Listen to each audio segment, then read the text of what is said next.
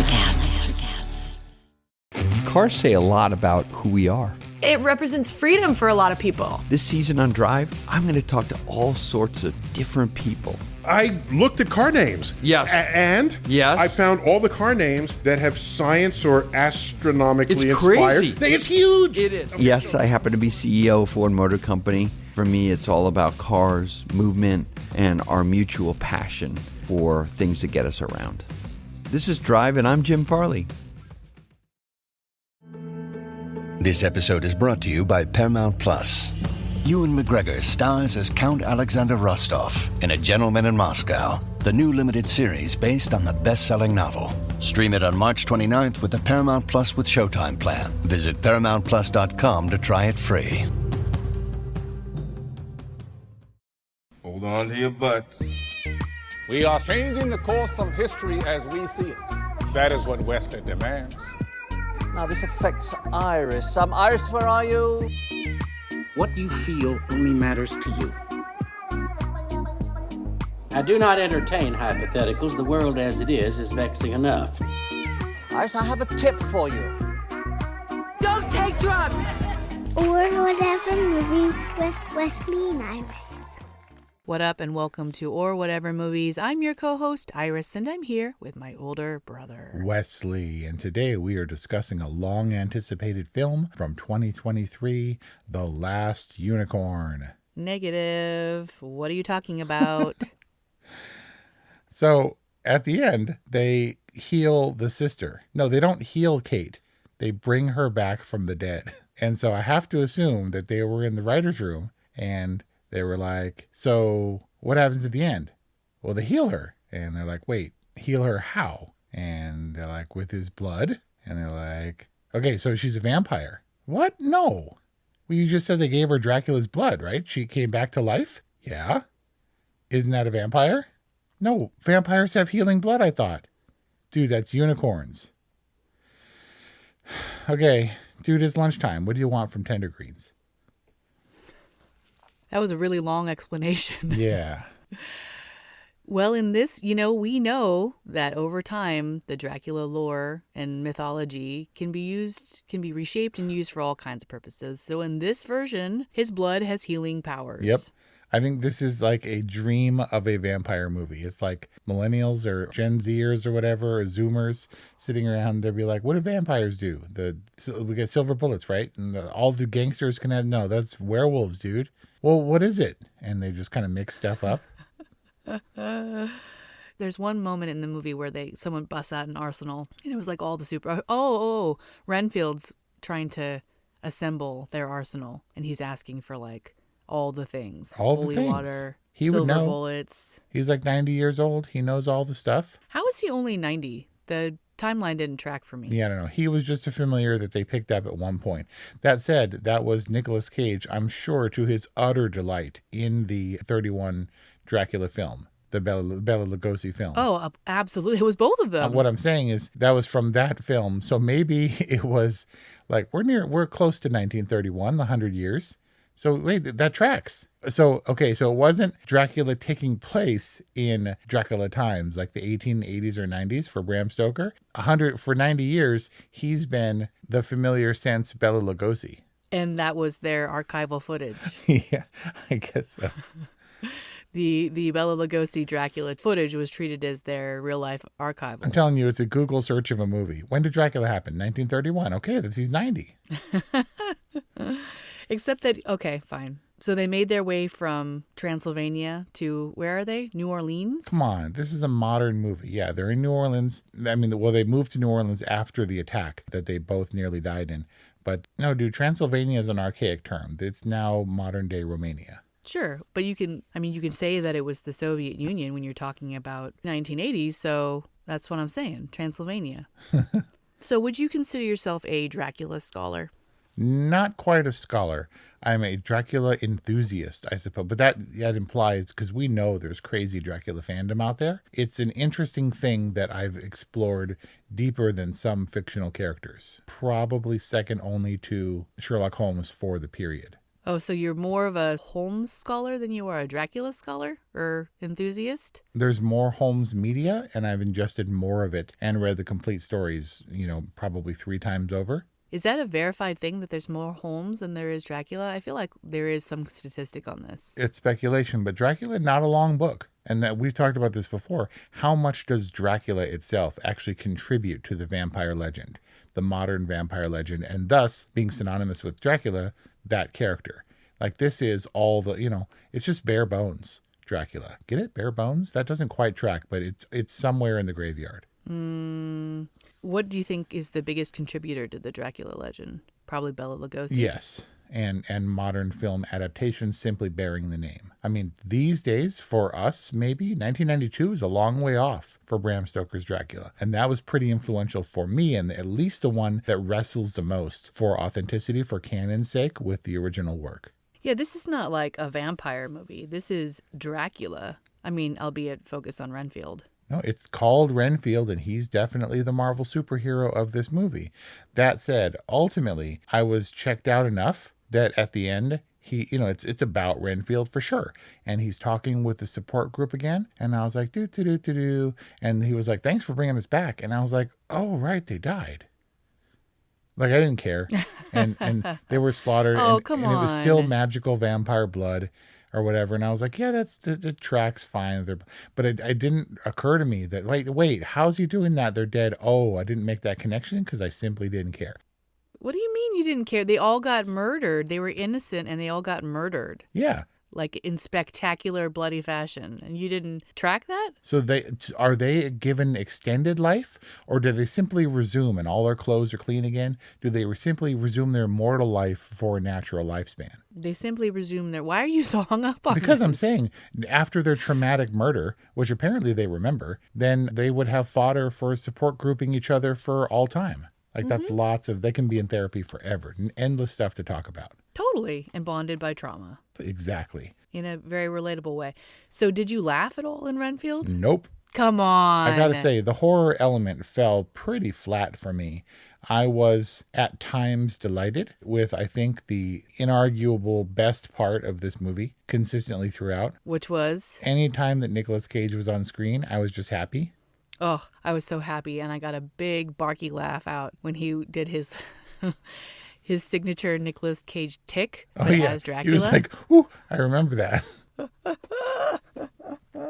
Dude, he is kooky, mysterious, and spooky. He is the perfect Dracula for Renfield. You know, I have to say, though, Brian bark laughed throughout. Brian was roaring. Really? Oh my God, he loved this movie. Well, I mean, he thought it was really funny. If there was ever a moment that I checked out, I was immediately brought back within 30 seconds by a barky Brian laugh. Wait a minute. I thought Brian, the reason that you couldn't see this in theaters was because Brian was resistant to it. Yeah, no, it's just hard to get out to the theaters in general, and it's even harder knowing that Renfield and movies like it are going to be available on streaming relatively quickly. Maybe I was just feeling the disdain and the discomfort emanating from Kelly Ray next to me. She called it the worst vampire movie since From Dusk Till Dawn. Kelly Ray, we've talked about, she has a hard time with horror movies, and she makes an exception. So I exploit this loophole that she allows for vampire and werewolf movies. They're okay somehow. It was hard for her to watch, and the general dumbness of it. And I think to confuse dumbness with funny.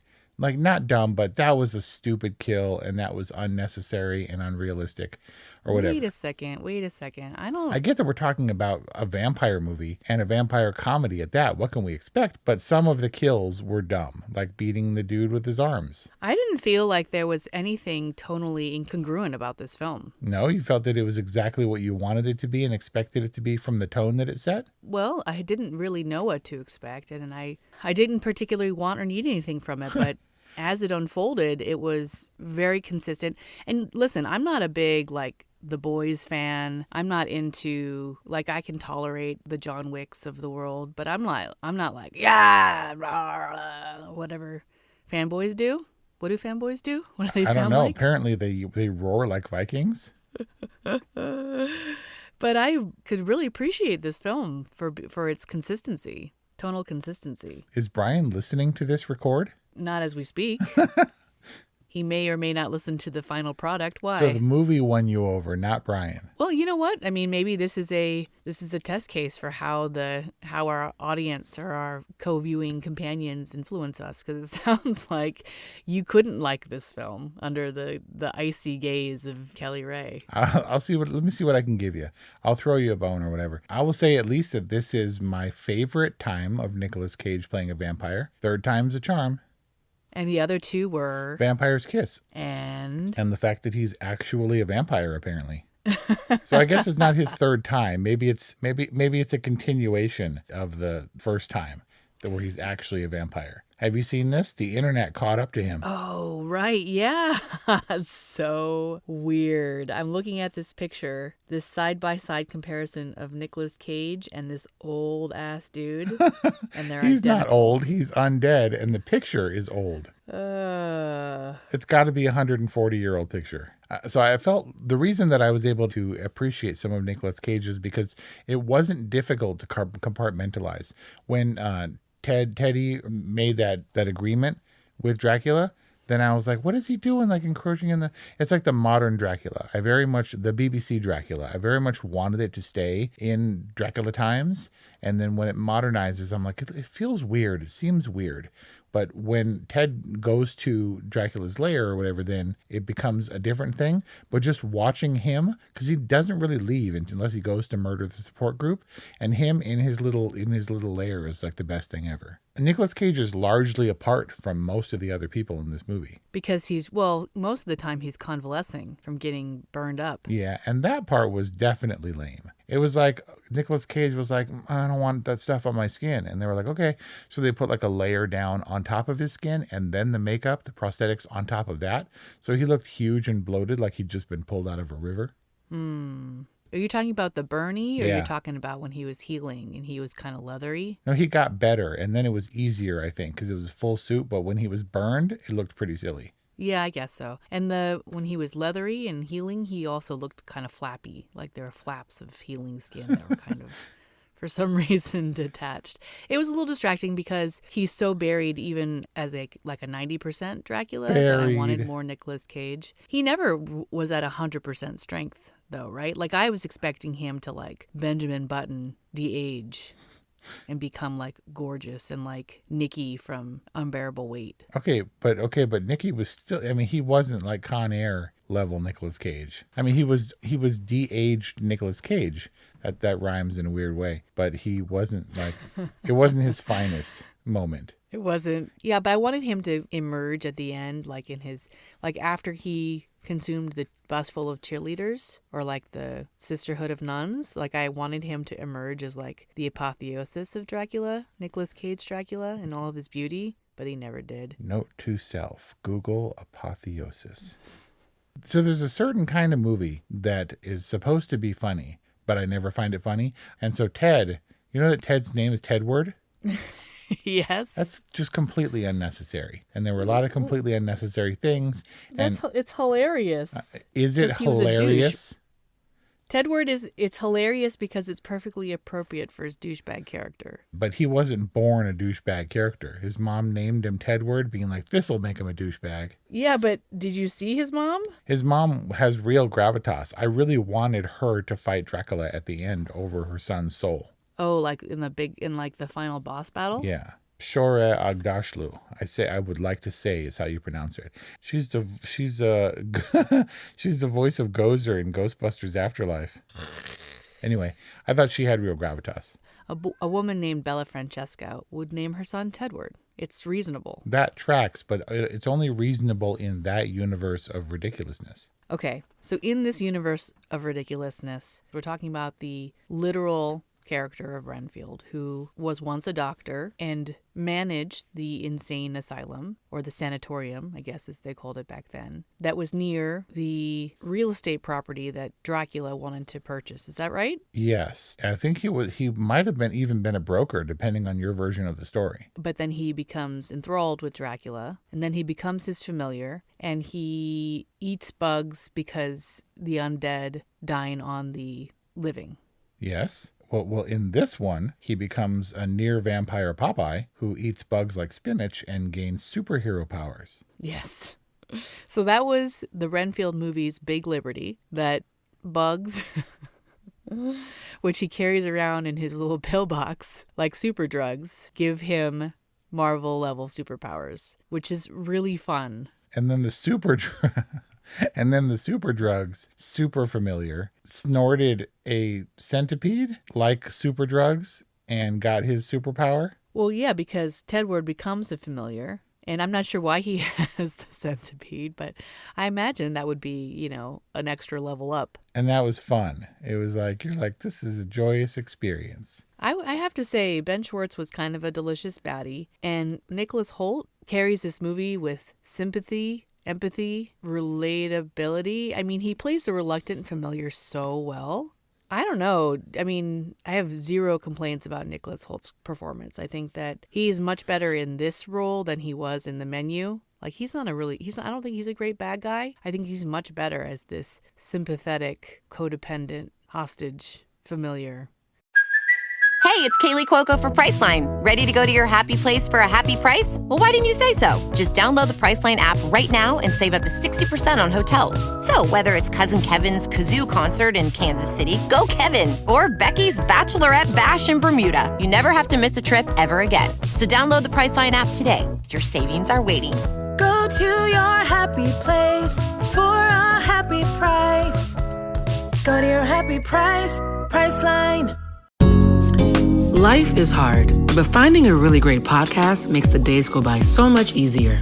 Hi, my name is Blue Telusma. I'm a writer, an emotional intelligence coach, and the host of Humanize with Blue Telusma, a podcast where we believe that when you humanize everyone in the room, a great conversation is almost guaranteed. Join us every week here on Electricast as me and my guest co-hosts unpack big topics and interview even bigger personalities with a sense of humor and a dash of mischief. If you're looking for a new best friend in your head, we've got you covered. Electricast. Who just wants to live a normal life? He's kind of doofy though, right? Like, he's not graceful. Like, Keanu Reeves, I wouldn't say is graceful, but he's tight and controlled as John Wick because that is his character. Renfield is kind of an action star, and he's very precise, and he has choreographed fight sequences, and he does really well. He feels to me like a gangly, doofy dude. Because on first impression, if you see a headshot of him, you're like, oh, he would make a good vampire or a vampire familiar type. Right. But he's not. He's so gangly and doofy. But I guess he plays it pretty tight in this movie. Like, he fights well, I guess. It wasn't distractingly bad, any more than I would have thought that Keanu Reeves would be distracting in The Matrix. Because as we know, he's maybe the most... he has his own really difficult Dracula past. Keanu Reeves? Oh.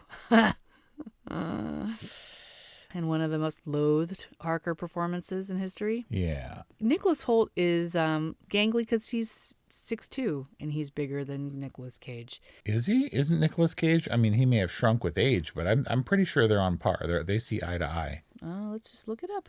But anyway, we've talked about Awkwafina maybe a couple of times, and I just didn't expect her. And she set, I think, a modern comedy tone for this movie. And there were conveniences like the Lobos showing up at the same time as the cops and the cop being corrupt and stuff. And it felt very action movie, buddy comedy kind of thing with Dracula lurking in the corner, which was weird. And to use your word, to me, slightly incongruous. Awkwafina specifically? No, I think she was a signpost. If Awkwafina's here, that means it's a certain kind of movie, and then the movie seemed to follow that lead. And so we got the Dracula scary part, and then we got the funny part with the support group and everything, and then we got the action parts, and it was like 3 weird movies fighting for attention. And it was maybe a love story and maybe a horror movie, kind of, but not really. It was like this stew of vampire goo. And the primary component had to have been blood, because there was more blood in this than in The Shining. There were buckets and buckets of blood. I would say that the three stories that you're referencing are actually just one story of a person in transition. He's transitioning basically from immortality to mortality, or to a... Immorality to morality? Sure. And what you're seeing is his old life conflicting with his new life and his new desires. If there's any bone to pick with Renfield, it's what after all of these years finally made him turn. He was unable to resist Dracula's summons and orders, but then somehow later he is. What gives him the strength or what gives him the determination to actually make a change? Bugs. Gonna make a change. Did you ever see the 85 or whatever Salem's Lot TV movie or the TV miniseries? No, is that a Dracula series? Barlow, the vampire in that one, is more modeled after Nosferatu. And he has these his front teeth, his very two front teeth are these long, ridiculous fangs. It looks so dumb. And this one, they couldn't decide. Is it the front one? Because I just watched Salem's Lot. No, is it the eye teeth? Is it the canines? Just make them all sharp. Yeah. Yeah, Brian had a problem with that too. Is it just too distracting? I mean, it's supposed to be scary. It's a little bit distracting when he was very carefully talking around those fangs. Was it distracting like Brad Pitt mouth? He was a little mush mouth because he had, unfortunately, major teeth to work around. Yeah, the teeth maybe were a little bit much. And then they definitely grow in. Yeah. Right, when he rips them out. He had 32 pointy fangs. And when it came to throw down, the two extend like antennas. See, for the young ones... And they always grow back. The young ones who don't know, antennas used to be huge. And on some cars, they would even extend up to like 4 feet tall. Now you don't even have that. Oh, yeah. You had bunny ears on TVs. You had antennas on top of houses. Yeah, you used to have to take a call on your cell phone, on your what did they call it? A cordless phone, and have to extend the antenna to the ceiling. Oh, yeah. Check out Barlow from Salem's Lot. Is that what you just sent me? Yep. I literally thought that was Nosferatu. Those are dumb teeth. Yeah, the bunny teeth, the bunny teeth are worse, and those are really bad, like extensions or prosthetics or whatever. You can like see the teeth underneath the teeth. Maybe that's the case. Maybe they just grow down in front, like a mouth guard, like a helmet. Listen, the dirty cop subplot, the support group, the warring drug cartels, like all of that was like, meh. That's the whole movie. That's not the whole movie. The whole movie is Renfield's arc from being a slave to his master to a sweater-wearing, bright studio-dwelling, normal-ish person who's in some ways atoning for his past. And Nicholas Hoult carries that storyline. Sure. So the initial concept, the draw, this is a modern-day Dracula tale where Renfield, the subject of our movie, is in an abusive relationship. Right. A codependent. And that's what you're latching onto. That's the good stuff. The narcissistic, codependent, toxic relationship. Yeah. So that gives me pause because, at least in the world of movies, that tagline isn't serious. Like, how does he extricate himself from a potentially dangerous situation? How does he neutralize the threat of his abuser? That's not what that is. If you talk about it, that tagline is inherently comedy, right? I guess in the same way the Fight Club is a comedy, which in ways it is. I mean, the support group stuff is supposed to be funny, right? Renfield's a bug-slurping super murderer who wants to be a vampire and has for the better part of a century. No wonder he's all like frustrated and bunged up, man. He's been waiting for nearly 100 years to make good on that promise. To make him into a full-fledged vampire? Yeah, that's longer than a lot of vampires live. What do you mean? Vampires are immortal. Have you ever seen a vampire movie in which the lead vampire survives? Well, I mean, I guess that's kind of the point. But they don't always want to survive. The support group definitely was intended to be comedy. And I just remember that my second laugh in the film, other than the Nicolas Cage tick hoot, was when he's like, Nicolas Cage was just like savoring his big introduction. He was like, I am, and then he's like, Renfield's boss. And he gets all pissed and starts floating. Yes, you can't say people didn't laugh in the theater. There were some chuckles for sure, but I'm not sure that they were at the intended points. I think they were more like, that's uncomfortable or that's disgusting kind of titters. But I could be wrong. It has been months. What's the deal with like multi-level apartment courtyards and battle scenes? That was like an Extraction level, like showdown. Yeah, it happens a lot. I don't know, maybe it feels familiar. An urban setting that's dynamic, that has stairs and railings and walkways and depth, and you can jump up or down multiple floors at a time. Yeah, natural light, multiple entrances and exits. Right? I'm surprised they didn't have a grocery store fight. They had multiple bar fights, I feel like. Bar fights, also a part of Americana. Yeah. What else do you want to complain about? Am I complaining necessarily? I wanted a vampire movie, and what I got was an action thriller comedy. And I guess I did kind of expect it. I didn't expect this level of unnecessary gore because I think that it's alienating. I think it challenges the comedy fans to be uncomfortable, and I'm not sure in a good way, which leads me to the speculation about who Renfield is intended for. Apparently for Brian. But who is like the target? Who are they? They're not hoping to catch the girls who think Nicholas Hoult is dreamy. I don't think they're looking to catch the romantic comedy people. I don't know who's Renfield for. It's for the hardcore Dracula fans, of which there are legion. Who will accept modern day adaptations and wild spins on the character, which take it so far from canon that it actually contributes and widens the Dracula vampire mythos and mythology to a broad universe-sized thing. Yeah, I guess we're talking about a specific subset because there are a lot of purists out there who would find these liberties to be quite distasteful. Granted, this isn't changing the Dracula origin story. All that stuff happened. I do remember him. I'm pretty sure he died in the original work. But I mean, I've read that as a kid and a couple of times as an adult, but it's not like I don't have every detail. So I'm by no means a purist. I need a movie that works. And I struggled with this one, and as much as I struggled with the BBC one, which really differed wildly, obviously, when they came into the modern era, which I think is a dangerous thing. My problem is it's probably a cheaper thing. Unless you're going to stay in the castle, to recreate, 1880s Eastern Europe maybe is a difficult task. But all story appropriate. I mean, this is subverting some of those Dracula expectations, right? He lives basically in a sewer as opposed to a castle. The funds have ostensibly been depleted over time and probably reckless spending. And Nicholas Hoult is the reluctant familiar. All of these changes or liberties are basically what set the stage for taking this into a modern day setting, where Renfield has a potential love interest and where, modern day problems like drug running and opioid epidemics or whatever are front and center in terms of the world's issues and industries where Dracula could run amok. And it helps because Nicolas Cage isn't the runaway box office star with real clout that he once was. It helps in this modern context to have him achieve one of 3 dream roles he's dreamed about his entire career. And in fact, the only one he's achieved so far. And what are the others that he hasn't achieved? He was literally in the suit for Tim Burton's Superman with long hair in the 90s, and that movie got squashed. Aww. And then he wants to play Captain Nemo.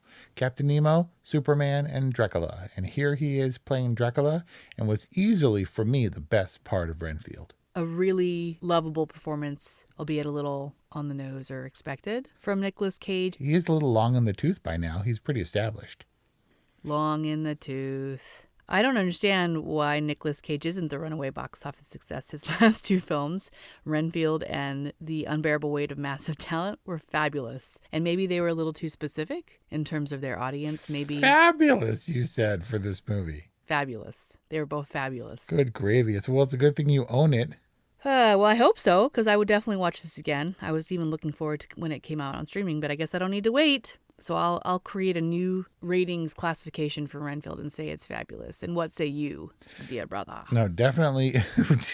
Okay, I'll give Nicolas Cage a fabulous in the role of Dracula. Renfield, however, is pretty... And Nicholas Hoult? No. Wait. I'm giving Dracula in this movie specifically a fabulous, not Renfield the movie, which I have to say is pretty forgettable.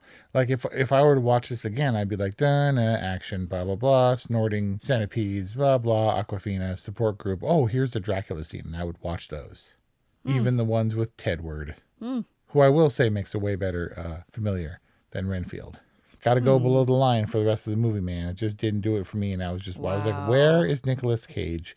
Please give me back Nicolas Cage. They could make an amazing short film of just stringing the Dracula scenes together, and I would be happy. This is a with Nicolas Cage movie. This isn't a Nicolas Cage star. It is for me. You know what made me happiest about Renfield? Pray tell. They set up the vampire bubble trap pretty early on, so we knew that was pretty elaborate. So I was pretty sure that was gonna come back and ultimately be how they would trap him.